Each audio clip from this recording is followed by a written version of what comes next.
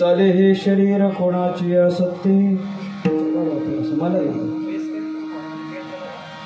चाले हे शरीर कोणाची असते कोण बोलविते हरी वेळ देखवी ऐकवी एक नारायण तयाचे भजन चुको नको मानसाची देव चालवी अहंता मानसाची देव चालवी अहंता मीची एक करता म्हणू नये देखवी ऐकवी एक नारायण तयाचे भजन चुको नको वृक्षाचे हे पान हाले त्याची सत्ता वृक्षाचे हे पान हाले त्याची सत्ता राहिली अहंता मग कोठे देखवी ऐकवी एक नारायण तयाचे भजन चुको नको तुका म्हणे विठो भरला सबाह्य तुका म्हणे विठो भरला सबाह्य तया उणे काय चराचरी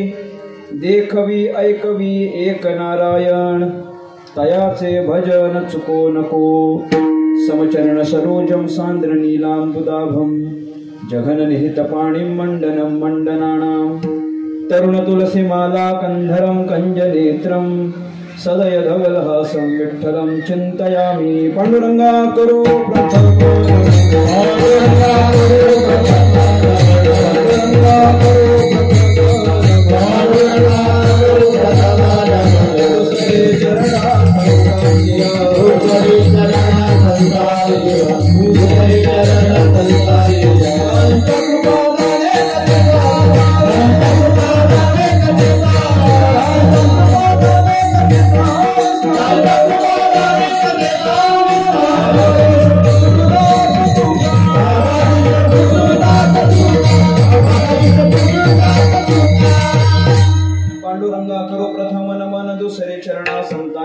त्यांच्या कृपादाने कथेचा विस्तारू बाबाजी सद्गुरु दास तुका योग ध्यान समायुक्तम निष्परिपंचलम परिग्रहम प्रसन्नम वदनम शांतम मंगलम सुमनोहरम ज्ञान वैराग्य संपन्न खंड निज बोध रूपम पूर्ण ब्रह्मा श्री सद्गुरे वामनाय नमोस्तुते नसे आप पर ऐसा जगी जो महात्मा विरक्ती श्रेष्ठ भक्ती स्मरे नित्य रामा तिथी माघ पौर्णिमा साधोनी वाट धरिली निज धामा नमस्कार माझा सद्गुरु सावळा रामा मस्तक माझा पायावरी या वारकरी संतांच्या चाले हे शरीर कोणाची असत्य कोण बोलविते हरिवीण देखवी ऐकवी एक नारायण तयाचे भजन चुको नको विठ्ठल विठ्ठल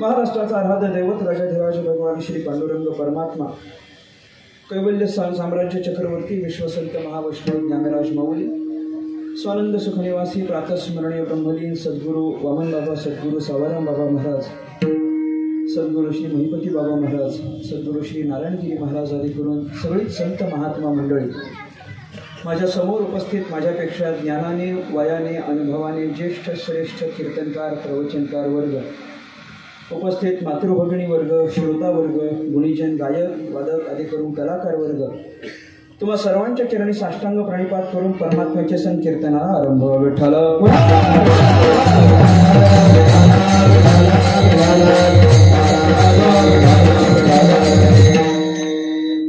सेवेकरता निवडलेला अभंग जगद्गुरु संत श्रेष्ठ तुकाराम महाराज यांचा 5 चरणांचा अत्यंत सरळ सोपा जवळजवळ सगळ्यांच्या परिचयाचा आणि पाठांतरातला अभंग आहे। अभंगाच्या माध्यमातून जगद्गुरु संत श्रेष्ठ तुकाराम महाराज याचे यावत सर्व जीवाला भगवान परमात्म्याच्या भजनाकडे प्रवृत्त करतात। तुकाराम महाराजांची भजनाकडे प्रवृत्ती होण्याची या अभंगाच्या मागची भाषा आहे। तुकाराम महाराज अनेक ठिकाणी या सर्वसामान्य जीवाला आपण देवाचं भजन करा, आपण देवाचं भजन करा असा आग्रह करतात। आणि अनेक वेळा तुकाराम महाराज जेव्हा भजन करण्याचा आग्रह करतात तेव्हा तुकाराम महाराज वेगवेगळ्या कारणांनी तुम्ही भजन करा असं सांगतात। अनेक तुकाराम महाराजांचे असे अभंग आहेत की ज्या अभंगाच्या माध्यमातून तुकाराम महाराजांनी भजन करा असंच सांगितलंय, पण त्याच्या मागचं कारण मात्र प्रत्येक वेळा तुकाराम महाराज वेगवेगळं देतात. आणि त्याच अनुषंगाने आजचा जर अभंग पाहायचा झाला तर याही अभंगामध्ये तुकाराम महाराज भजन करा हाच आग्रह करतात. तयाचे भजन चुको नको, म्हणजे भजन करा हाच आग्रह आहे. परंतु हा आग्रह करत असताना तुकाराम महाराजांनी आग्रहाच्या मागचं कारण मात्र वेगळं आपल्या डोळ्यासमोर ठेवलं आहे.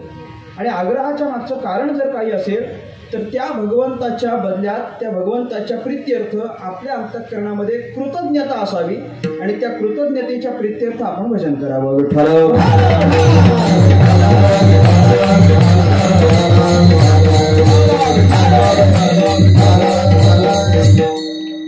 चिंतनाला आरंभ करण्यापूर्वी अल्पसा परिहार द्यायचा म्हणजे आपलं हे नगर जिल्ह्यातील राहुरी फॅक्टरी हे क्षेत्र आणि या क्षेत्रातील जवळजवळ सगळ्यांच्या परिचयाचा आणि जवळचा असलेला हनुमान मंदिर, शनी मंदिराचा असलेला हा परिसर की जो आमच्याही बऱ्याच परिचयाचा आहे. आणि या परिसरातील आपल्या सगळ्यांच्या परिचयाचं एक आदरणीय व्यक्तिमत्व कैलासवासी परशुराम देवराव धनावडे यांच्या प्रथम पुण्यस्मरणाच्या निमित्ताने आजची ही कीर्तनरूपी सेवा माझ्यासारख्या एका सर्वसामान्याकडे सोपवली आहे, तर निमित्ताने या ठिकाणी उपस्थित आहे. वास्तविक पाहता हे क्षेत्र काही माझ्याकरिता नवीन नाही आहे, हे क्षेत्र माझ्याकरिता जुनं आहे आणि इथं उपस्थित असलेल्या सगळ्यांकरिता पण मी जुना आहे.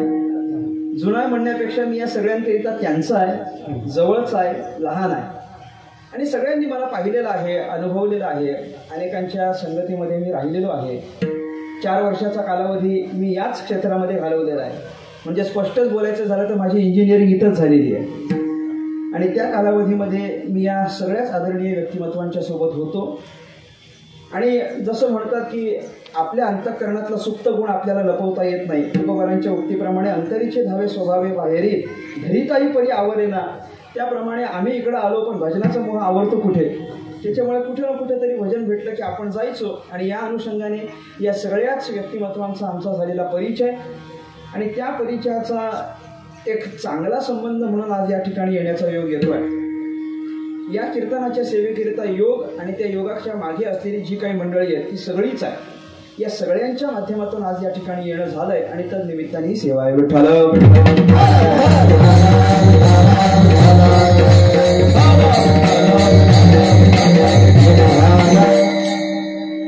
जगद्गुरु तुकाराम महाराज आजच्या या अभंगामधून देवाच्या बद्दलची कृतज्ञता व्यक्त करतात. अर्थात वर्ष श्राद्धाचा असलेला जो कार्यक्रम असतो तो तरी दुसरा काय मला सांगा. आपल्या वडिलांच्या प्रीत्यर्थ, आपल्या मातोश्रींच्या प्रीत्यर्थ आपल्या अंतःकरणात असलेली कृतज्ञता व्यक्त व्हावी म्हणून आपण हे कार्य करत असतो. आपल्या संस्कृतीने आपल्याला वर्ष श्राद्ध पुण्यतिथी हे सगळे संस्कार सांगितलेत. कशाकरिता सांगितलेत? त्यांची स्मृती आपल्या अंतःकरणात राहावी, त्यांनी आपल्यावर केलेले उपकार आपल्या अंतःकरणात राहावे एवढ्याकरिता आपण हे वर्ष श्राद्धाचे कार्यक्रम संपन्न करायचे असतात. काहीतरी कृतज्ञता पाहिजे की नाही. त्यांनी आपल्यावर अनंत उपकार केलेत, त्याच्या बदल्यात आपल्या अंतःकरणात काहीतरी कृतज्ञता असली पाहिजे की नाही. उपकाराची परतफेड उपकाराने करणं याला कृतज्ञता म्हणतात. उपकाराची परतफेड उपकाराने करणं याला कृतज्ञता म्हणतात आणि उपकाराची परतफेड अपकाराने करणं याला कृतज्ञता म्हणतात. आपल्यावर केलेले उपकार आपण ध्यानात ठेवले पाहिजे. आपल्यावर केलेले उपकार आपण विसरू नयेत. अनेकांच्या आपल्यावर अनेक प्रकारचे उपकार असतात. मनुष्य ज्या वेळेला जन्माला येतो, जन्माला आल्याच त्याच्यावर अनंत प्रकारचे उपकार घेऊनच तो या ठिकाणी येत असतो. किंबहुना केलेल्या उपकारांच्या बदल्यात ते फेडावं म्हणूनच या ठिकाणी आपल्याला यावं लागतं. पैकी आपल्या पितरांचे आपल्यावर उपकार असतात आणि ते उपकार स्मरणात राहावे एवढ्याकरिता हा श्राद्धाचा कार्यक्रम आहे.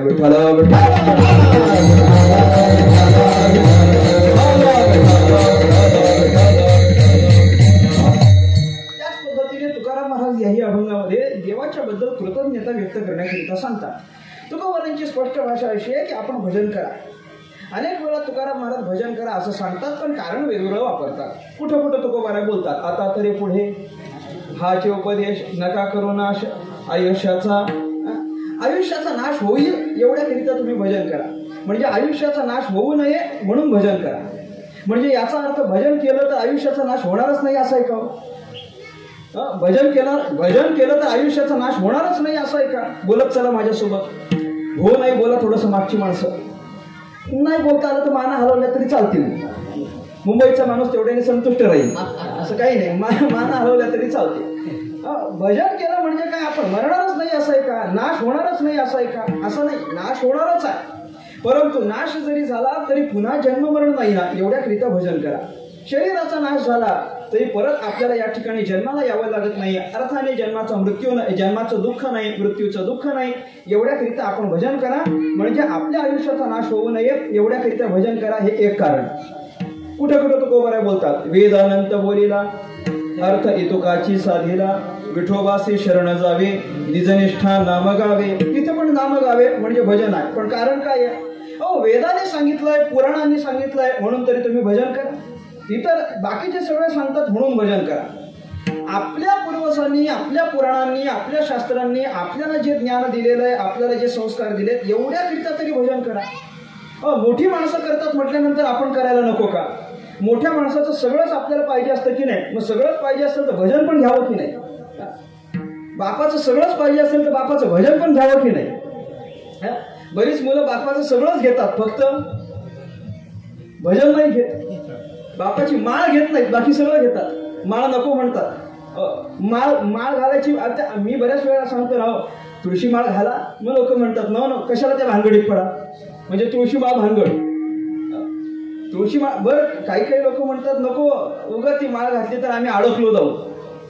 मला सांगा, माळ घातल्यानंतर अडकला जातो की सुटतो? काय मत आहे तुमचं? माळ घातला म्हणजे अडकला की सुटला? बोला की थोडस. सुटला की नाही? माळ घातला म्हणजे सुटला. वास्तविक पाहता सुटलो आपण, परंतु त्याला नको म्हणतात. आपल्याला ते नको वाटतं. नको नाही, पाहिजे ते. आपल्या सगळ्या शास्त्रांनी आपल्याला हेच सांगितलेलं आहे. ज्ञानोबा स्पष्ट बोलतात की नाही? चहुवेदी जाण साहे शास्त्रकार, 18 पुराणे हरिसी गाते, 18 पुराणे हरिसी गाते, 18 पुराणे हरिसी गाते. चहुवेदी जाण साहे शास्त्रकार, 18 पुराणे हरिसी गाते, 18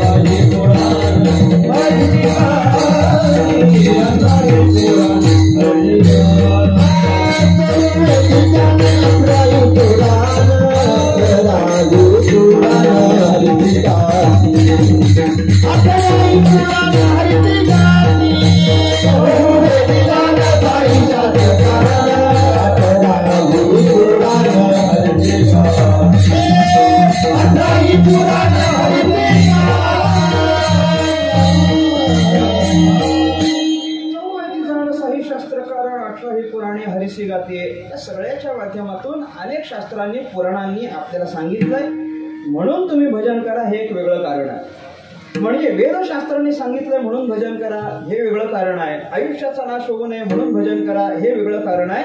तसं या ठिकाणी सांगतात ते कारण वेगळं आहे. आणि हे अनेक कारण सांगण्याच्या मागचं कारण काय आहे? अनेक कारण एवढ्याकरिता सांगतात, समोर येणारा वर्ग सारखाच असेल असं नाही, आणि समोर येणारा वर्ग जसा असेल तसं सांगितलं पाहिजे, हा नियम आहे.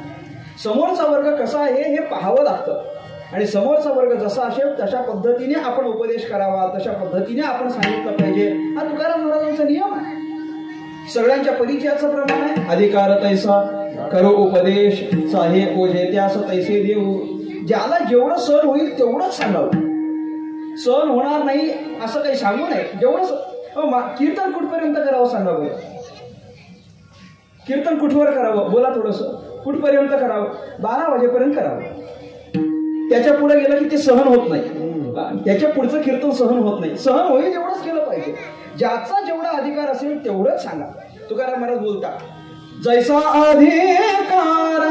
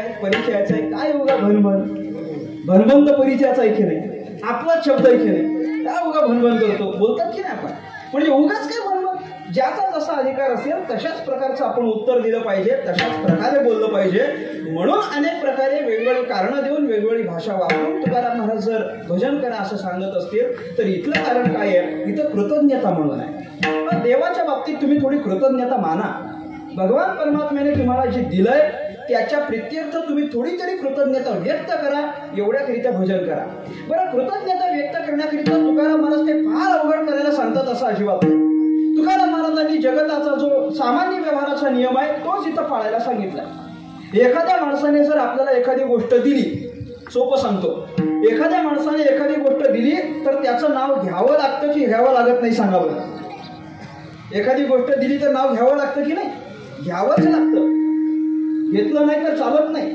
गोष्ट दिली असेल सप्ताहाला देणगी दिली असेल तर लिस्टमध्ये नाव पाहिजे की नाही पाहिजे पाहिजे उलट नसलं तर राग येतो येऊन विचारतात आमचं नाव का नाही देणगी तर 21 रुपयाची असते पण नाव का आमचं नाव का नाही असं विचारलं जातं काहीतरी दिलंय ना दिलंय म्हटल्यानंतर त्याच्या प्रित्यर्थ नाव घ्यावं लागतं हे सोडा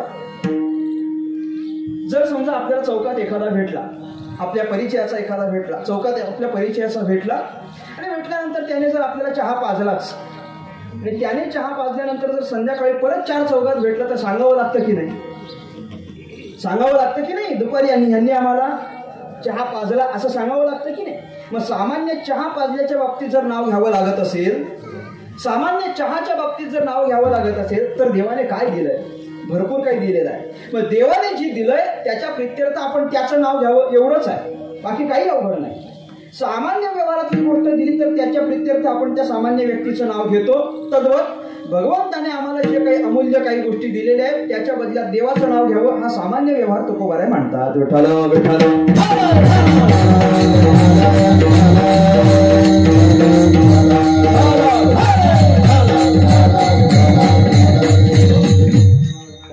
दिलं म्हणजे तरी दिलं काय आहे महाराज बोलतात की नाही दिले इंद्रिय हात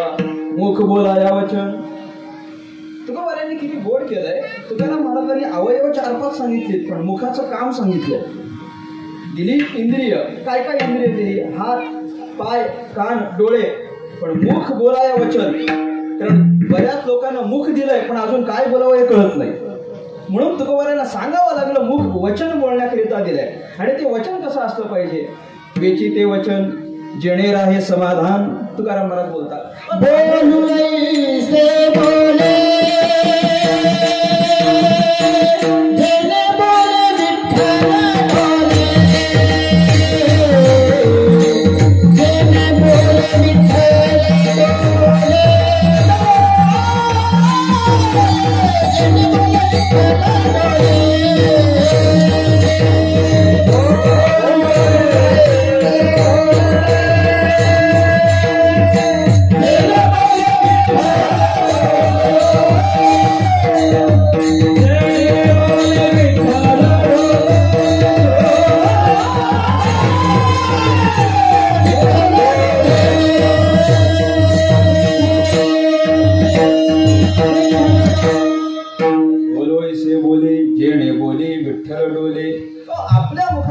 विठ्ठल डोलला पाहिजे.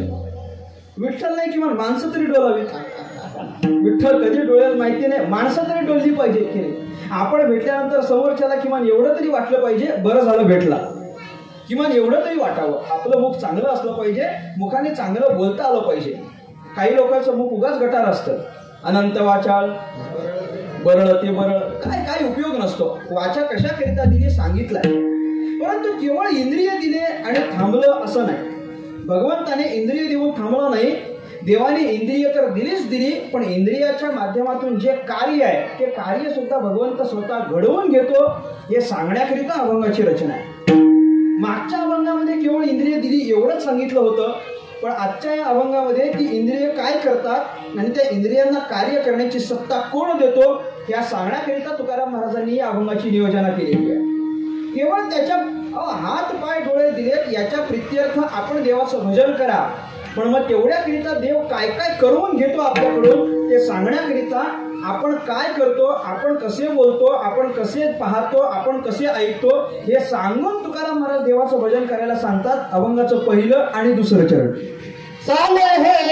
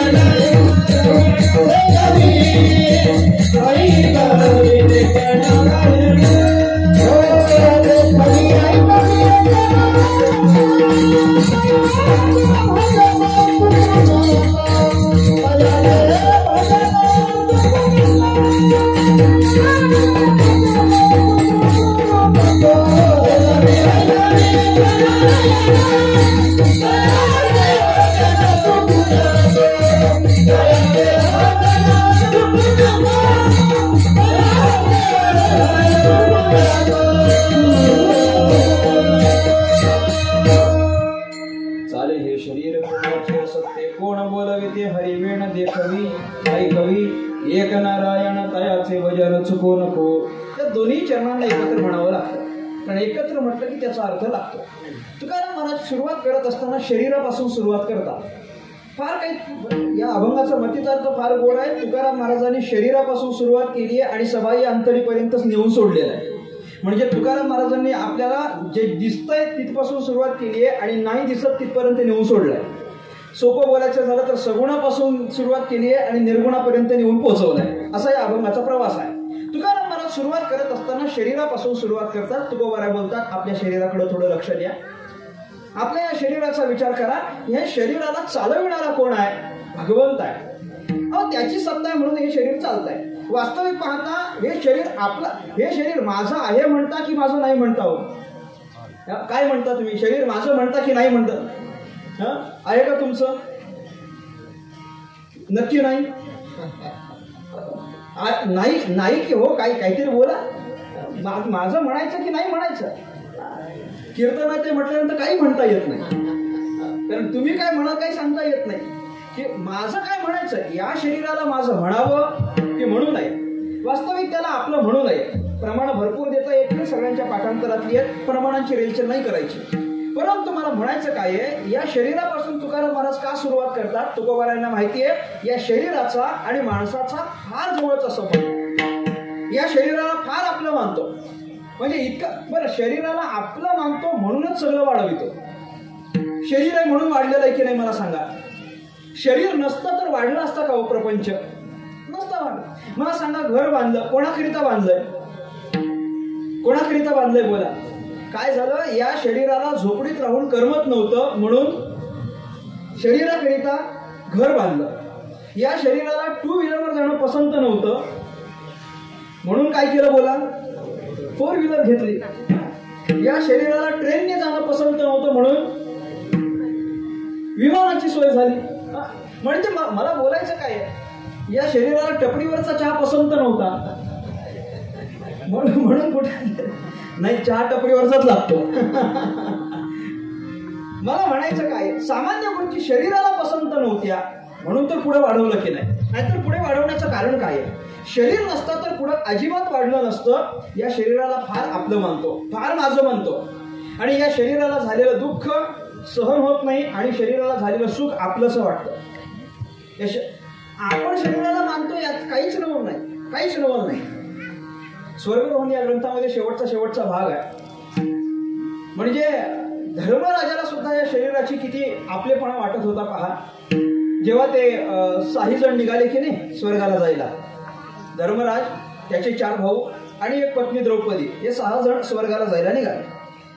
आणि रस्त्यामध्ये चालता चालता चालता चालता 5 जणांची देह पडले. म्हणजे द्रौपदी, नकुल, सहदेव, अर्जुन आणि भीम या 5 जणांचे देह पडले. 5 जण मृत्युमुखी पडले. आणि मग इथं धर्मराज विचार करायला लागले, दुःख करायला लागले की माझे 4 भाऊ, एक माझं रत्न म्हणजे पत्नी द्रौपदी, म्हणजे माझ्या अगोदर कसे काय गेले कुणास ठाऊक, फार दुःख करायला लागला. असं नाही व्हायला पाहिजे होतं, उगाच माझ्या अगोदर गेले, देवाने तरी असं कसं काय केलं, कृष्णाने काय कृपा केली की काय, वगैरे वगैरे दुःख करायला लागला. धर्मराजाने फार दुःख केलं. माझं पण शरीर पडलं असतं तर बरं झालं असतं, मी पण का नाही त्यांच्यासोबत गेलो. कोण म्हणताय?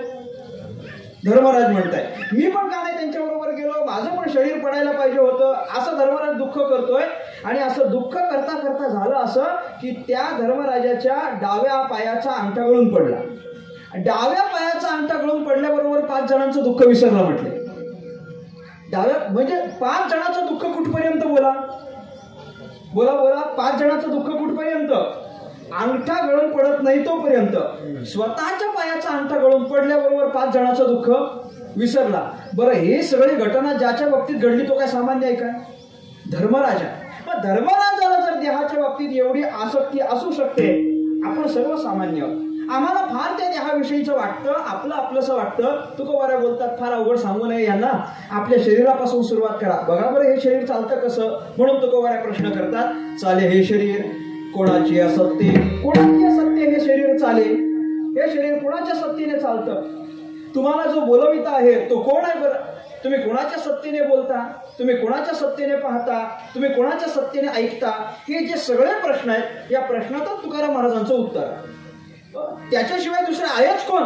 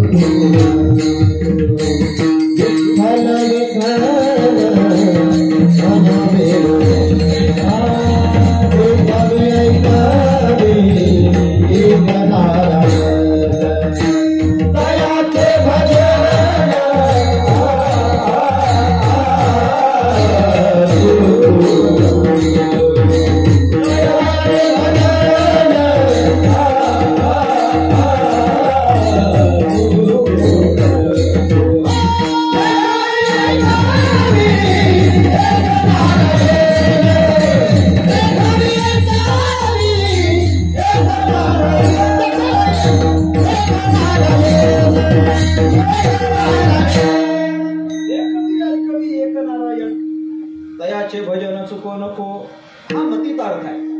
तयाचे भजन चुको नको हाच सारांश या अभंगाचा आहे. पण त्याच्या अगोदर बोलवी, देखवी, ऐकवी हे सगळं भगवंत करवितो. मला सांगा, आपलं तोंड बोलतं की भगवंत आपल्याला बोलवतो. बोलत चला, सगळ्या इंद्रियांचा थोडा थोडा विचार करा. सगळ्या तोंड बंद असलं म्हणजे माणूस बोलतच नाही का? बोला बोला. तोंड बंद असलं म्हणजे बोलतच नाही का? बोलतो ना, बोलतो, भरपूर बोलतो ना. तोंड बंद असलं तरी माणूस बरं तोंडाचं नाही करणार. डोळ्याचा घ्या विचार. डोळे उघडे असले की माणसाला सगळं दिसतं, बरोबर की नाही? डोळे उघडे आहेत, सगळं दिसतंय समोरचं. जे काही सृष्टी आहे ती सगळी आम्हाला आमच्या डोळ्यासमोर दिसतीये. डोळे उघडे असल्यानंतर दिसतं आणि डोळे बंद केल्यावर दिसतं म्हणता की दिसत नाही म्हणता? हा, डोळे बंद केल्यावर दिसतं की दिसत नाही? मी तर म्हणेन डोळे उघडे असल्यावर कमी दिसतं, पण डोळे बंद केल्यानंतर जेवढं दिसतं उघड्या डोळ्याने तेवढं दिसत नाही. बंद डोळ्याने लई लांबचं दिसतं, उघड्या डोळ्याने तर समोरचं दिसतं, बंद डोळ्याने भरपूर लांबचं दिसतं आपल्याला. कान आपण जरी बंद करायचे ठरवले तरी ऐकू येतं की येत नाही? येतं की नाही? मग मला सांगा, मग ही इंद्रिय आम्हाला बोलवित करतात असं बोलू कसं आम्ही? नाही नाही, इंद्रिय तर फक्त नावाला आहे, पण बोलविता धनी वेगळाची. या सगळ्यांकरिता आम्हाला ऐकविणारा कोणीतरी वेगळा आहे, आम्हाला बघविणारा कोणीतरी वेगळा आहे, आम्हाला चालविणारा कोणीतरी वेगळा आहे. मग वेगळा म्हणजे आहे कोण? भगवंत आहे. तुकाराम महाराजांनी या अभंगाच्या प्रत्येक एका चरणामध्ये एका देवाचं नाव घेतलेलं बघा. तुम्ही या संपूर्ण अभंगाचं एक ओळ बघा. प्रत्येक चरणामध्ये तुकाराम महाराज वेगवेगळं नाव घेतात. चाले हे शरीर कोणाची, असत्य कोण बोलविते? हरी. इथं काय शब्द वापरलाय? हरी. देखवी ऐकवी एक नारायण. दुसऱ्यामध्ये काय वापरलाय शब्द? नारायण. पहिल्या चरणात काय म्हटले? हरी. दुसऱ्या चरणात काय म्हटले? नारायण. मानसाची देव चालवी अहंता. तिसऱ्या चरणात काय म्हटले? देव म्हटले. चौथ्या चरणात तुकोबाऱ्या बोलतात वृक्षाचे हे पान हाले त्याची. इथं तो हा शब्द वापरलेला आहे, भगवंताचा निर्देशक शब्द तो वापरलेला आहे. आणि शेवटच्या चरणामध्ये तुकोबाऱ्या बोलतात तुका म्हणे विठू भरला सवाह्य, म्हणजे तिथं तुकोबाऱ्या विठ्ठल बोलतात. अर्थात प्रत्येक चरणामध्ये तुकाराम महाराज देवाचं नाव घेऊन तुकोबाऱ्यांना निर्देशित करायचं. सगळ्याच्या मागे सत्ता देवाची आहे. विठ्ठल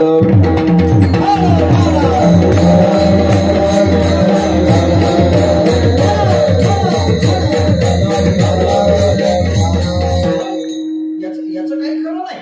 हे शरीर आमच्या डोळ्यासमोर दिसतंय, त्याच्यामध्ये भगवान परमात्म्याने आज्ञा केली तर आम्ही बोलतो. देवाने आम्हाला बोलवतं केलं तर आम्ही बोलू. सकाळी आम्हाला देवाने ठरवलं उठवायचं तर आम्ही उठतो. मला सांगा, आम्हाला अलाराम उठवतो की देव उठवतो? तुमचं काय मत आहे? अलाराम उठवतो म्हणता की देव उठवतो म्हणता? अलाराम कुठपर्यंत उठवेल? रामच उठवतो. राम उठवतो. अलाराम जरी असला तरी उठवणारा नुसता राम आहे. राम आम्हाला रामाने ठरवलं उठवायचंच नाही तर अलाराम किती वाजला तरी उठेल का? बोला, अलाराम किती उठवणार आहे? राम जोपर्यंत आज्ञा करत नाही तोपर्यंत आम्ही उठत नाही. आणि सकाळी जर आम्ही उठलोच नाही तर 4 लोक आम्हाला उठवतात की नाही? उचलतात, फार उठवतात नाही. आम्ही उठलोच नाही सकाळी, देवाने आम्हाला जर उठवलंच नाही तर मग बाकीचे लोक सगळे समजून जातात आता हे कधीच उठणार नाही. म्हणजे काय आहे, देवाची जोपर्यंत आज्ञा आहे तोपर्यंत आम्ही चालतो, बोलतो, ऐकतो. सगळी आमची काय दिनचर्या आम्ही पार पाडत असतो. चलनवलनात्मक आमची जी सगळी क्रिया आहे ती सगळीच क्रिया आम्हाला भगवान परमात्मा आमच्याकडून करून घेतो. कारण काय आहे? सत्ता भगवंताची आहे. संपूर्ण शरीरावर सत्ता भगवंताची आहे. भगवान परमात्मा थोडं पुढे चालतात, तुकोबाऱ्या थोडं पुढे चालतात बरं का. मग सगळ्या शरीरावर जर सत्ता भगवंताची असेल तर काही साधक मंडळी तुकोबाऱ्यांना म्हणतात, हो सत्ता जरी भगवंताची असली तरी आम्ही मात्र आमच्या मनाप्रमाणे वागतो की नाही? आम्ही आमच्या मनाला वाटेल ते आम्ही करतो. आम्ही जरी लोक जरी आम्हाला सांगत असली तरी आम्ही कोणाचं ऐकतो? बोला, आमच्या मनाचं ऐकतो की नाही? आमच्या मनानं ठरवलं कीर्तनाला जायचं तर आम्ही कीर्तनाला जातो. आमच्या मनाने ठरवलं वरातीला जायचं तर वरातीला जातो. आमच्या मनाने ठरवलं हरिपाठात नाचायचं तर आम्ही हरिपाठात नाचतो. आमच्या मनाने ठरवलं डीजेवर नाचायचं तर आम्ही डीजेवर नाचतो ना.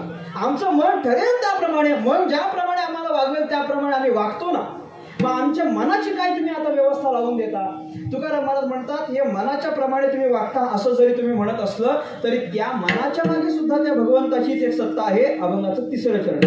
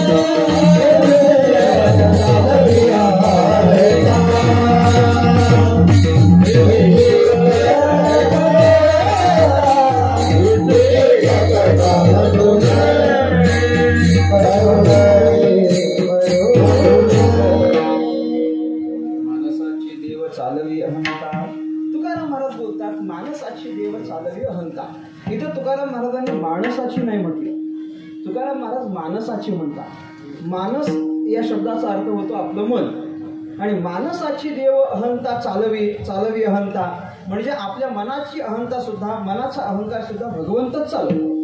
पण तुम्हाला जरी असं वाटत असलं की तुम्ही तुमच्या मनाप्रमाणे करता, तरी त्या मनाला चालण्याची कोण सत्ता देतो? भगवंत करतो की नाही? आपल्याला असं वाटतं आमच्या मनाच्या काही इच्छा पूर्ण होतात, परंतु मनाच्या इच्छा पूर्ण होण्याच्या मागे सुद्धा भगवंत कारणीभूत आहे. भगवान परमात्मा म्हणतो की बाबा तुम्ही सगळेच जण माझे आहात, तुम्ही सगळेच जण माझे लेकरं आहात, आणि सगळेच जण माझे लेकरं असल्या कारणाने लेकराच्या काही इच्छा पूर्ण केल्या पाहिजेत की नाही? भगवंत स्वतःच्या सत्तेविषयी बोलत असताना मी तुमचा कोण आहे असं बोलतो. पिता अहमस्य जगतो, माता धाता पितामह, वेद्यम पवित्र ओंकार रक्षामय जुरेवच. गीतेमध्ये भगवान परमात्मा स्वतः बोलतात मी तुम्हा सगळ्यांचा पिता आहे.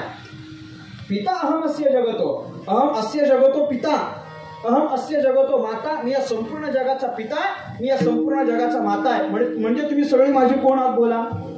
लेकरं आहात आणि लेकरं आहात तर लेकराच्या थोड्या काही इच्छा पूर्ण केल्या पाहिजेत की नाही. पण लेकराच्या इच्छा पूर्ण करतो याचा अर्थ भगवंत काही स्वतःच्या सत्तेने करू शकत नाही असं नाही, करू शकता. उदाहरण देतो. एक न्यायाधीश होते, मराठीत त्यांना जज म्हणतात. न्यायाधीश होते आणि हे न्यायाधीश आता मोठे मोठे खटले त्यांच्याकडे चालायचे, मोठ्या गोष्टीचा निर्णय ते घ्यायचे. त्या न्यायाधीशाला एक लेकरू होतं. ते न्यायाधीश ज्या वेळेला रात्री घरी आले आणि घरी आल्यानंतर ते लेकरू फार त्याच्या बापाकडे आग्रह करायला लागला की मला घोडाच पाहिजे, घोडा पाहिजे, घोडा पाहिजे, घोडा पाहिजे असा भरपूर आग्रह केला. ते न्यायाधीश म्हणायला लागला आता एवढ्या रात्री तुझ्यासाठी घोडा कुठून घेऊन यायचा बरं, कुठून घोडा घेऊन येऊ सांग बरं. एवढ्या रात्री नको हट्ट करू, उद्या जाऊ आपण, उद्या जाऊ कुठेतरी तुला घोड्यावर बसवतो. म्हटलं नाही मला आत्ताच घोडा पाहिजे, आत्ताच घोडा पाहिजे, आत्ताच घोडा पाहिजे. लेकराचा हट्ट म्हणून शेवटी न्यायाधीश काय झाला बोला, घोडा झाला. आहे कोण तो? न्यायाधीश आहे. झाला कोण? घोडा झाला. घोडा झाल्याबरोबर लेकरू कुठे बसला आता? कुठे बसला आता? घोड्यावर बसला की नाही, त्याच्या पाठीवर बसला. तो घोडा झाला, त्याच्या पाठीवर बसला. पाठीवर बसला, 2-4 फेऱ्या मारून झाल्यानंतर मग लेकरू म्हणायला लागलं बाबा आता गाढव, आता मला गाढवावर बसायचं म्हटले. बाप पण विचार करायला लागला काय इच्छा आहे म्हणे याची, घोड्यावर बसेपर्यंत ठीक होतं, गाढवावर बसायची काय इच्छा करतो म्हटले. आता गाढवावर बसायची इच्छा केली, गाढवावर बसायची जरी इच्छा केली, बाप गाढव झाला की नाही मला सांगा. अहो फक्त तेवढ्या पुरता विचार करा, हो तेवढ्या पुरता गाढव झाला की नाही झाला, तेवढ्या पुरता गाढवही झाला. मला सांगा लेकराच्या करिता बाप गाढवही झाला आणि लेकराच्या करिता बाप घोडाही झाला. परंतु बापाने जर ठरवलं तर त्याला आपल्या पाठीवरून उतरून खाली ठेवू शकतो की नाही मला सांगा. ठेवू शकतो, खाली उतरवून ठेवू शकतो, घराबाहेर काढू शकतो, काय करायचं ते करू शकतो. बापाची तेवढी सत्ता आहे, परंतु तो करत नाही. कारण काय आहे, त्याच्या मुलाच्या पण काही इच्छा पूर्ण झाल्या पाहिजेत अशी बापाची इच्छा आहे. त्याचप्रमाणे तो न्यायाधीश म्हणजे भगवंत आहे की जो आपला सगळ्यांचा बाप आहे आणि लेकराच्या इच्छा पूर्ण व्हाव्या हे जसं न्यायाधीशाला वाटत होतं, त्याप्रमाणे आपल्या सगळ्यांच्या मनातल्या काही इच्छा पूर्ण व्हाव्यात अशा देवाला वाटतं. म्हणून मानसाची देव चालवी अहंता, आपल्या मनाच्या काहीशा इच्छा भगवंत पूर्ण करतो. पण पूर्ण करतो याचा अर्थ भगवंत आपल्याकरिता काही वाईट करू शकत नाही असं नाही. भगवंताच्या मनात आलं की तुम्ही नीट सांगून ऐकत नाही तर तुम्हाला धडा शिकवणं सुद्धा देवाच्या हातात आहे. भगवंत आधी सांगून बघतो, आलं नीट वागा, नीट वागा, नीट वागा, सांगून बघितलं. भगवंताला नाही स्वतःला जमत, मग भगवंताने काही साधू संतांना पाठवलं की बाबा तुम्ही जा, तुम्ही जाऊन सांगा बाबा व्यसन करू नका असं सांगा, तंबाखू खाऊ नका असं सांगा, दारू पिऊ नका असं सांगा, भजनाला जा असं सांगा. असं सांगून साधू संतांनी बघितलं. ऐकलं का लोकांनी बोला? नाही ऐकलं. स्वतः देवाने सांगून बघितलं, नाही ऐकलं. मग साधू संत येऊन पाहिले, नाही ऐकलं. देवाने प्रेमाने सांगून बघितलं, नाही ऐकलं. मग शेवटी देवाच्या ध्यानात आलं आता यांना शिक्षेशिवाय पर्याय नाही. म्हणून मागच्या 10 महिन्यात ही देवाने शिक्षाच दिली. मग देव म्हटलं की नाही तुम्हाला आता पाठीवर बसून जमणारच नाही, तुम्ही आता माझ्या पाठीवर बसून काय ऐकत नाही, काहीतरी वेगळं करावं लागेल. मग देवाने सरळ घरात बसवलं. नाही इलाजाने का होईना 10 महिने आम्हाला घरात बसावं लागलं. कारण काय बोला, माणसाच्या काही इच्छा पूर्ण करतात मान्य आहे, परंतु देवाच्या हातात सगळ्या प्रकारची सत्ता आहे. म्हणून भगवान परमात्मा आपल्या मानसाची अहंता सुद्धा चालवतो, अंतःकरणाची अहंता सुद्धा चालवतो. एवढ्याकरिता तुकोबाराय बोलतात, मीची एक करता म्हणू नये, मीच एक करता आहे असं बोलू नये. आपल्याकडे करते पण घ्यायचं नाही. आपली सत्ता असून कुठपर्यंत आहे, पण त्या देवाची सत्ता फार व्यापक आहे. मग त्या देवाची सत्ता किती व्यापक आहे हे थोडंसं ज्ञानोबारायांनी ज्याप्रमाणे वर्णन केलंय त्याप्रमाणे त्या सत्तेचा विचार करू आणि आपण थांबू. सर्वांनी टाळी वाजवून देवाचं भजन करा. विठोबा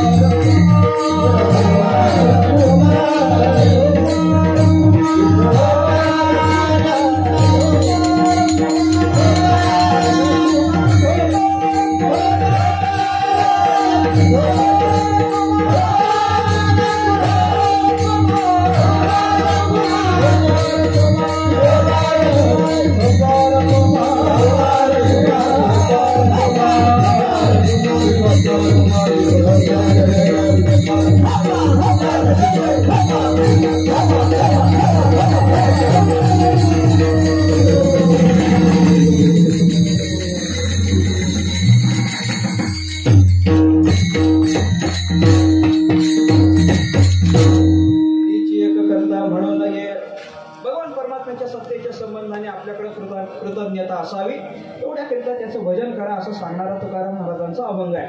तुकाराम महाराजांनी शरीरापासून सुरुवात केलेली आहे आणि शरीराच्या संबंधाने चलनवलनात्मक क्रिया करणारा भगवंत आहे म्हणून त्याचं भजन करा असं सांगितलं. मनाच्या बाबतीमध्ये शंका आल्यानंतर मनातल्या काही इच्छा भगवंत पुरवितो असं सांगून तुकोबारा म्हणतात आपल्याकडे कर्तेपण घेऊ नये. आपण स्वतःकडे कर्तेपणा घ्यायचा नाही. मी करतो असं बोलायचंच नाही.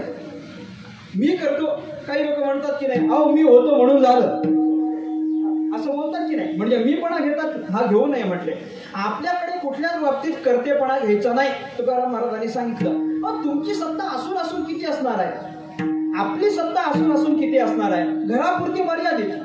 आपली सत्ता आपल्या घरापुरती मर्यादित. देवाचं तसं नाही आहे. भगवान परमात्म्याची सत्ता भरपूर आहे. ज्ञानोबा आहे बोला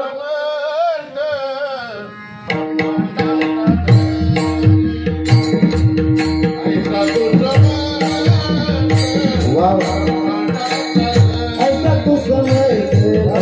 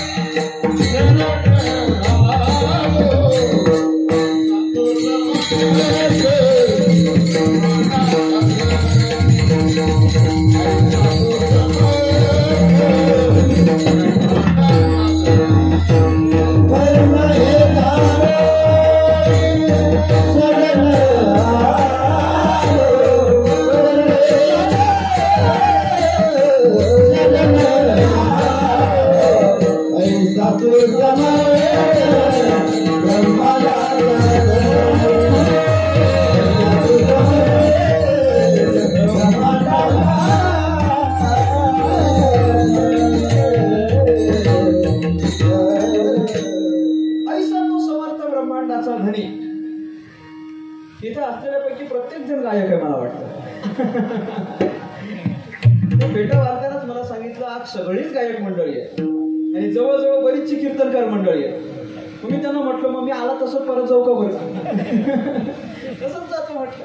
ती सगळी फार आणि सगळ्यांना एकत्र पाहून अजून जास्त आनंद होतो. हा मेळ फार कमी वेळा जुळतो. लवकरात लवकर हा मेळ जुळत नाही. मला बोलायचं आहे ऐसा तो समर्थ ब्रह्मांडाचा धनी. ज्ञानोबारांनी 9व्या अध्यायामध्ये किती गोड वर्णन केलेले आहे. पर्वती वैसका न संडावी, समुद्री रेखा नोलंडावी, पृथ्वीया भृते वहावी, हे आज्ञा माझी. म्या बोलविल्या सूर्य, म्या बोलविल्या वेदो बोले, म्याच चालविल्या सूर्य चाले, म्या हलविल्या प्राणो हाले, जो जगाते चालिता, मियाची नियमिला साता, काळू ग्रासी तसे भूता, या म्हणी ते पंडुसुता सकाळी जयाची, ऐसा जो समर्थू तो मी जगाचा नातू. ज्ञानोबारांनी गोड वर्णन केलेलं 9व्या अध्यायामध्ये. त्या सगळ्या ओव्यांचा थोडक्यात अर्थ पहा. ज्ञानोबारा बोलतात पर्वती वैसका न संडावी. पर्वताला देवाची आज्ञा असते की बाबा ज्या ठिकाणी बसलास तिथंच बस, तिथून हलू नको. किती पण लाख तुला वाटलं की फिरायला जावं तरी जाऊ नको.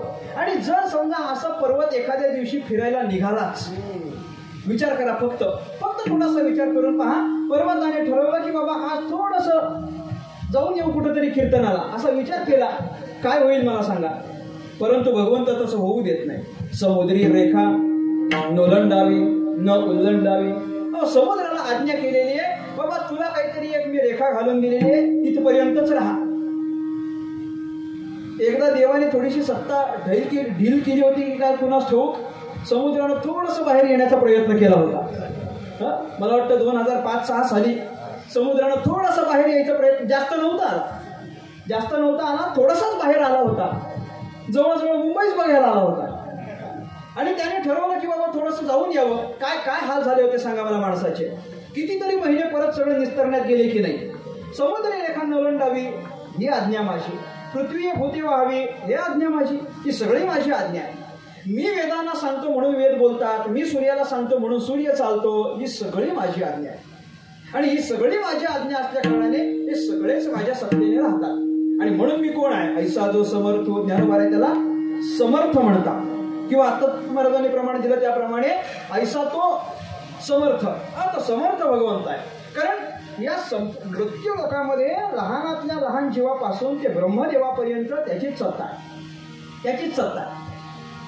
येतो निया देतो वरी येतो निया देतो वरी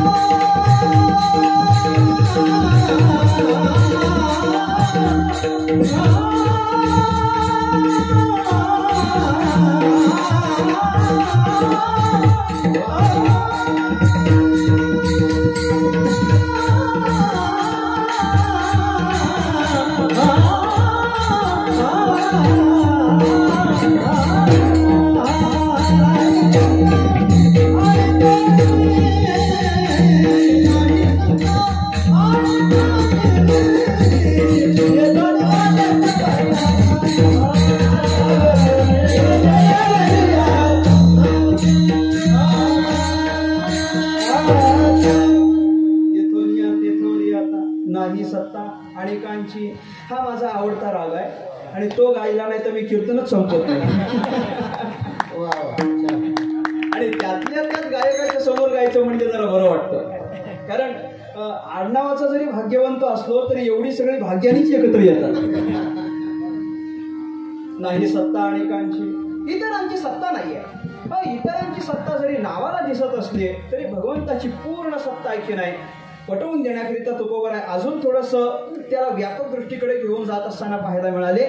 वृक्षाचे हे पान हाले त्याची सत्ता राहिली अहंता मग कोठे. मग कुठं मी करता म्हटले. वृक्षाचे पान भगवंताने ठरवलं की बाबा वृक्षाचे पान हलावं तर ते वृक्षाचं पान हलेल, अन्यथा आपली काही सत्ता नाही हे ध्यानात घ्या.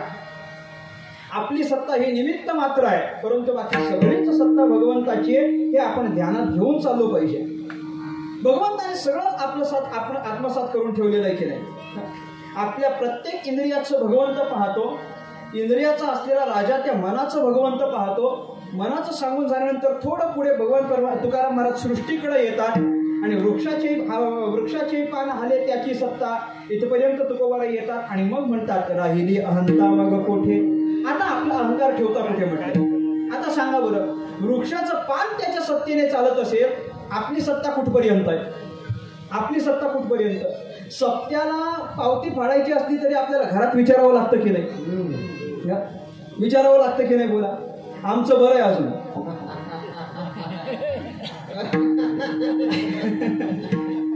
अजून तरी नाही कोणाला विचारावं लागत.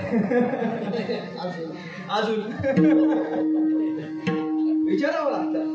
विचारावं लागतं फाडायची आहे फाडू की नको. फाडा असं जरी म्हटलं तरी कितीची फाडू असं विचारावं लागतं. भगवान परमात्म्याचं तसं नाही. सर्व सत्ताधीश आहे. सगळ्या ज्ञानोबारायांनी उदाहरण म्हणत असतानाच ते म्हटलेले ना ऐका यशश्री अवतार्य हे साई गुणवर्य वसती जे हे जे ज्ञानोबारायांनी सांगितलं आहे त्यामध्ये ज्ञानोबारा बोलत असताना पुढे हेच म्हणतात की भगवान परमात्मा नुसता उदार आहे असं नाही. त्याला औदार्यवंत का म्हटलेलं आहे. सगळी सत्ता त्याची आहे. लक्ष्मी ऐसी जायाची दाशी हे जरी असलं ना तरी लक्ष्मीला दुसऱ्या कुणाला देत असताना त्याला विचारावं नाही लागत. एखाद्याच्या पदरी लक्ष्मी घालायची असते त्याला कोणालाच विचारायची गरज पडत नाही, कारण सगळीच सत्ता त्याची आहे. तुझी या सत्तेने वेदासी बोलणे वगैरे ही भगवान परमात्म्याची सत्ता आहे. मग आपला अहंकार कुठं ठेवता? आपला अहंकार त्या ठिकाणी लागत नाही, म्हणून आपला अहंकार सगळा बाजूला ठेवा. सगळी भगवान परमात्म्याची सत्ता आहे असं समजा. असं भगवान परमात्मा टप्प्याटप्प्याने पुढे जातोय हे तुकोबाऱ्या बोलतात. आणि ज्या ठिकाणी तुकाराम महाराजांनी या शरीरापासून सुरुवात केली, दिसणाऱ्या आपल्या चराचरापर्यंत येऊन थांबले आणि मग पुढे बोलले, अहो इतकंच काय, जे आपल्याला दिसतं तेही भगवान स्वरूप आहे आणि जे दिसत नाही तेही भगवान स्वरूप आहे. निर्गुणापर्यंत नेण्याची तुकाराम महाराजांची इच्छा आहे. म्हणून तुकाराम महाराज बोलतात, असबाह्य भरला. भगवान परमात्मा कुठे? सगळीकडे. असा अनुभव फक्त गवळणींना आला की नाही? आत हरी, बाहेर हरी, हरीने घरी कोंडले. भगवान परमात्मा सगळीकडे. आमचं म्हणणं काय असतं, देव कुठे आहे बाबा? आम्ही देवाला कुठे मानतो? बोला. आपण मंदिरात मानतो. मंदिरात ते जुने कीर्तनकार सांगायचे की नाही, ते मंदिरात देव मानतात की नाही, म्हणून म्हणे तो एक चाललेला असतो की नाही, बिडी पीत चाललेला असतो म्हटले. अशी बिडी पीत चाललेला असतो आणि पुढे मंदिर लागतं. मंदिर लागल्याबरोबर बिडी अशी मागे घेतो म्हटले. मागे घेतो आणि देवाला नमस्कार करतो आणि मंदिर गेलं की परत आपलं सुरू करतो. त्याला असं वाटतं देव इथपर्यंतच आहे. मागची नाही, तू बिडी कुठं पण लपव. तू बिडी कुठं पण लपव, देव तुला बघणार आहे एवढं मात्र नक्की आहे. मंदिरापुरता देव मर्यादित नाही आहे. मंदिरापुरता भगवंत मंदिरापुरता मर्यादित नाही, देशापुरता भगवान परमात्मा मर्यादित नाही, काहीच नाही. कुठे मर्यादा आहे त्या भगवान परमात्म्याला? अमर्याद आहे. भगवान परमात्मा अमर्याद आहे. भगवान परमात्मा अनंत आहे. भगवान परमात्मा या सगळे या शब्दाने सुरुवात होणारे सगळी देवाची नावं पहा. भगवान परमात्मा अजेय आहे, भगवान परमात्मा अज्ञेय आहे. याला कारण काय आहे? भगवान परमात्म्याला कुठलीच मर्यादा लागत नाही, म्हणून सबाह्य भरला असं म्हटलेलं आहे. विठ्ठल जयी स्थळी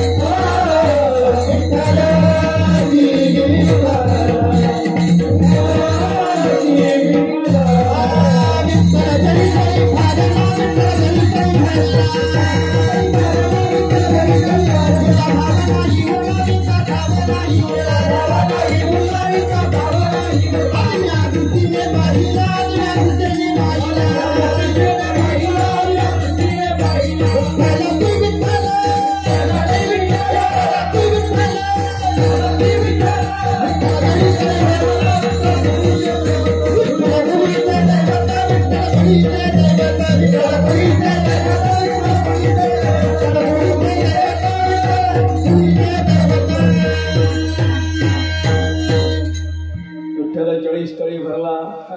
जळीस्थळी भगवान परमात्मा भरलेला आहे. भरपूर प्रमाण आपल्याला देता येतील या संबंधाने की भगवंत सगळीकडे भरलेला आहे. सर्वाघटी राम, देहादेही एक, सूर्यप्रकाशक सहस्ररश्मी किंवा ज्ञानोबऱ्या बोलतात त्याप्रमाणे तैसा हृदयामध्ये मी रामो असता सर्व सुखाचा आरामो की भ्रांतीसी कामो विषयावरी. या सगळ्याच्या अनुषंगाने भगवंत सगळीकडे भरलेला आहे. या भगवान परमात्म्याची सार्वत्रिक असलेली ही जी अनुभूती आहे त्या भगवान परमात्म्याच्या सार्वत्रिक अनुभूतीपर्यंत तुकोबाऱ्यांना पोहोचवायचं आहे. म्हणून तुकोबाऱ्या म्हणतात की हा सगळीकडे भरून उरलेला आहे. सगळीकडे भरून उरला आहे. आम्हाला भगवान परमात्मा सगळीकडे दिसतो. आपल्यालाच दिसतो असं नाही. जे देवाला मानत नाही त्यांनाही दिसतो. जे देवाला मानत नाही त्यांनाही दिसतो. आम्ही नास्तिक कोणाला म्हणतो? जो देवाला मानत नाही त्याला काय म्हटलं जातं? नास्तिक म्हटलं जातं की नाही? त्या नास्तिकाला जाऊन विचारा, त्याला पण कुठं कुठं देव दिसतो. बरेचसे नास्तिक तर याला घाबरून देवपूजा करतात, फक्त ते आपल्याला सांगत नाहीत. आसला बिसला मग असं बोलतात. आसला बिसला म्हणजे काय? आहेच तो, त्याच्याशिवाय व्यतिरिक्त आहे काय? तो सगळीकडे भरलेला आहे. सगळीकडे म्हणजे तरी कुठं? तर तुकोबाऱ्या थोडा विस्तार करून बोलतात. चर आणि अचर या सगळ्यात तो भरलेला आहे. शेवटचं चर भरला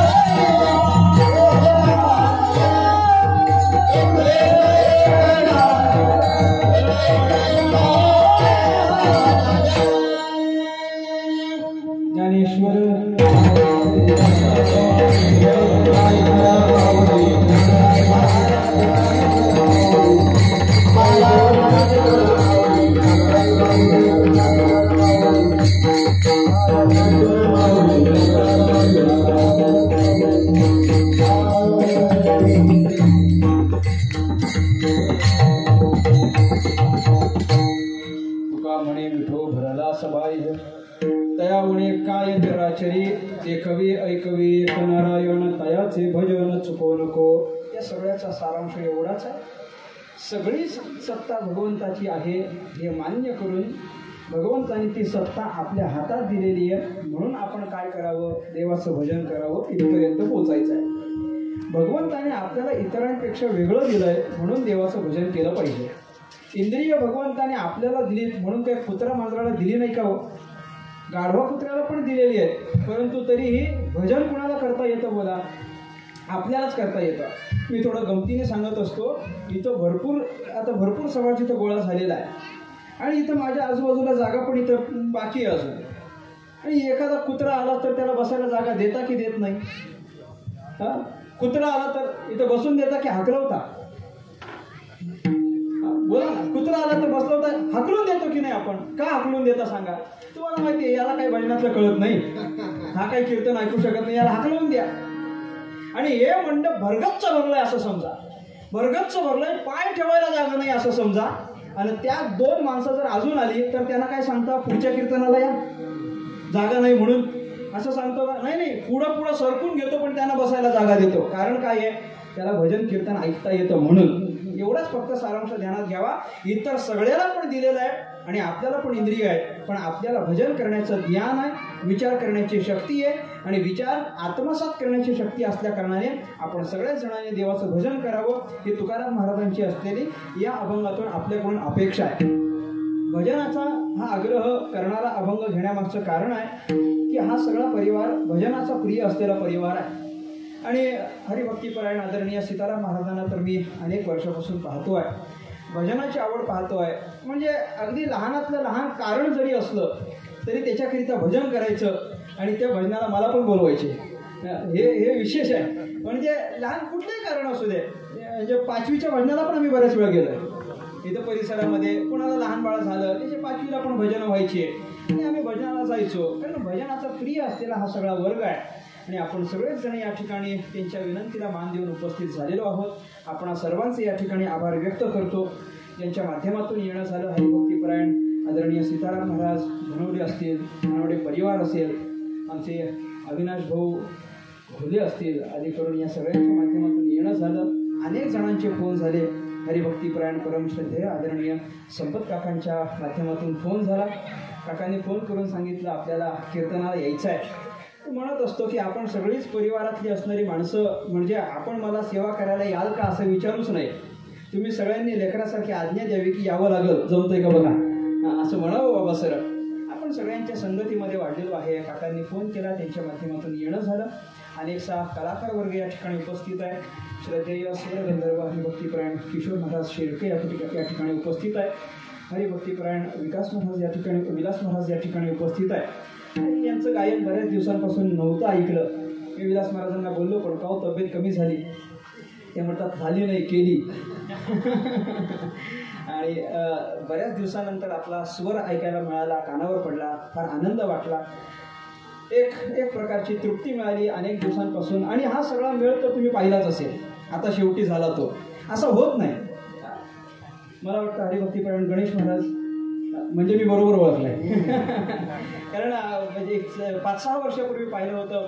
मूर्ती लहान होती, आता ते मोठे झालेत, वयाने सुद्धा दिसतात. हरिभक्तीपरायण शिवाजी महाराज शिंदे या ठिकाणी उपस्थित आहेत. हरिभक्तीपरायण आदरणीय नामदेव महाराज शास्त्री या ठिकाणी उपस्थित आहेत. हरिभक्तीपरायण सुनील महाराज पारे या ठिकाणी उपस्थित आहेत. 2-3 वेळेला कीर्तनाचा योग आला आणि त्यावेळेला तुम्ही असणार असं सांगितलं होतं, पण तुम्ही नव्हते. 2-3 वेळा असं झालं. सुनील महाराजही या ठिकाणी उपस्थित राहिले. आणि या सगळ्यांची असणारी गायनाची कला आपण सगळ्यांनी पाहिली आहे. मला एक कळत नाही की तुम्हा सगळ्यांचा असा एकजीव कसा होतो. असा शेवटी जो केला तो एकजीव कसा होतो. कारण मी त्या दिवशी मला कल्पना आहे, उशीर झालाय, पण मी थोडं सांगून जातो की वारकरी संप्रदायामध्ये खेळाला फार महत्त्व आहे. आणि वारकरी संप्रदाय हा खेळीमेळीने जगणारा संप्रदाय आहे. खेळीमेळीने. फक्त इथल्या खेळाचं वैशिष्ट्य हेच आहे की इथं खेळामध्ये खेळ खेळण्याकरिता आपला मित्र असावा लागतो.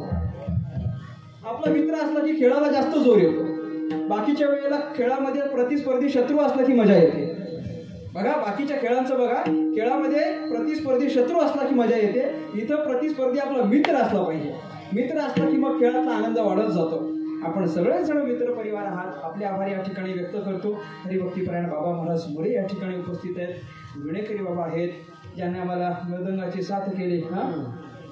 म्हणतो ना, ते सगळ्यात शेवटी असलं पाहिजे ना प्रधान. हरिभक्तीपरायण अनिल महाराज टेकुडे या ठिकाणी उपस्थित आहेत. आणि मला अविनाश भाऊ म्हटले की काही झालं तरी मी अनिल महाराजांना बोलून घेऊन येतो. मी म्हटलं आणा, माझे भाग्य आहेत ते. आणा, त्यांना बोलून घेऊन या. कारण असं सगळं एक ठिकाणी येत नाही ना. मी म्हटलो आपण आलात या, आणि या कीर्तनाकरिता मला तेच महत्त्वाचं होतं. मी म्हटलं की ही सगळीच मंडळी आहेत या सगळ्या परिसरातले. मी ज्यांचं कीर्तन या परिसरामध्ये मी पहिल्यांदा ऐकलं, मी इंजिनिअरिंगला आल्यानंतर. हरिभक्तीपरायण आदरणीय आदिनाथ महाराज हरदे या ठिकाणी उपस्थित आहेत. तरी आमचं अजून एक व्यक्तिमत्व नाही, अनुपस्थित आहेत. बघतो त्यांना नंतर फोन करून. बाळासाहेब महाराज खांदे, बघतो मी त्यांना फोन करून नंतर. आता का आले नाही म्हटलं तुम्ही. ही सगळीच मंडळी माझ्या अत्यंत प्रेमाची. आपण ही मंडळी आहात. श्रोत्यांमध्ये सुद्धा अनेकसा वर्ग माझ्या जवळचा आहे, परिचयाचा आहे. आपले सगळ्यांचे आभार व्यक्त करतो.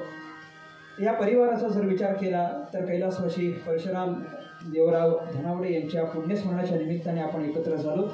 त्यांचे 3 पुत्र आहेत, त्यांना 3 कन्यारत्न आहेत. मी या सगळ्यांकडून एक आग्रह करतो की बाबांना श्रद्धांजली म्हणून काय द्यावी. अनेक लोक श्रद्धांजली म्हणून काही ना काहीतरी देतात. बऱ्याच वेळेला श्रद्धांजली म्हणून काही लोक काही गोष्टी सोडतात.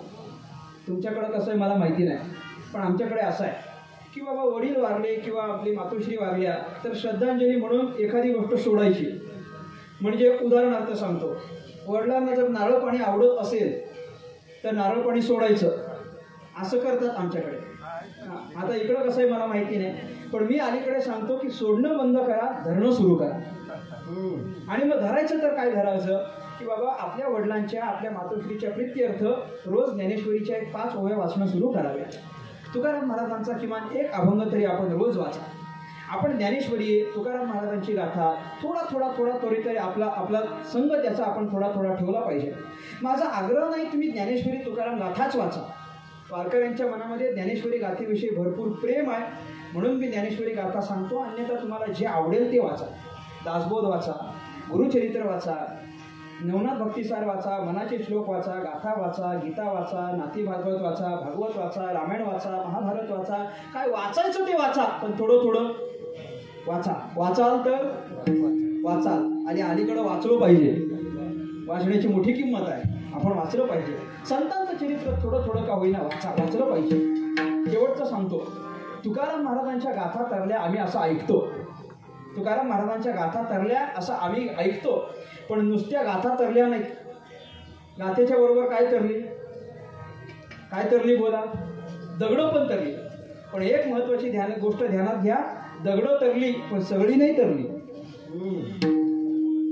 दगडं तरली पण सगळी नाही तरली. तीच दगडं तरली जी गाथेला बांधलेली होती. ध्यानात घ्या, तीच दगडं तरली जी गाथेला बांधलेली होती. या मंडपात कीर्तनकारासहित सगळीच दगडं आहेत. आणि ही पण दगडे जर तरावी असं वाटत असेल तर आपण आपल्याला गाथेला बांधून घेतलं पाहिजे. आपण पण सहजरित्या आपण तरले जाऊ त्या गाथेसारखे. म्हणून संतांचं चरित्र, संतांचं वाङ्मय याचं थोडं तरी आपण वाचन करा अशी आपल्या सर्वांकडून अपेक्षा व्यक्त करतो. उपस्थित सगळ्यांचे आभार व्यक्त करतो. साऊंड सिस्टीम आम्हाला चांगली दिली, तुमचे आभार व्यक्त करतो. आणि अन्यथा सगळ्या या परिवाराच्या चरणी ही संपूर्ण सेवा नतमस्तकपणे समर्पित करतो. सद्गुरुनाथाच्या चरणी समर्पित करतो. पूर्णविरा किंबहुना मग तुमच्या कृपेला एकाच विठ्ठल जय जय.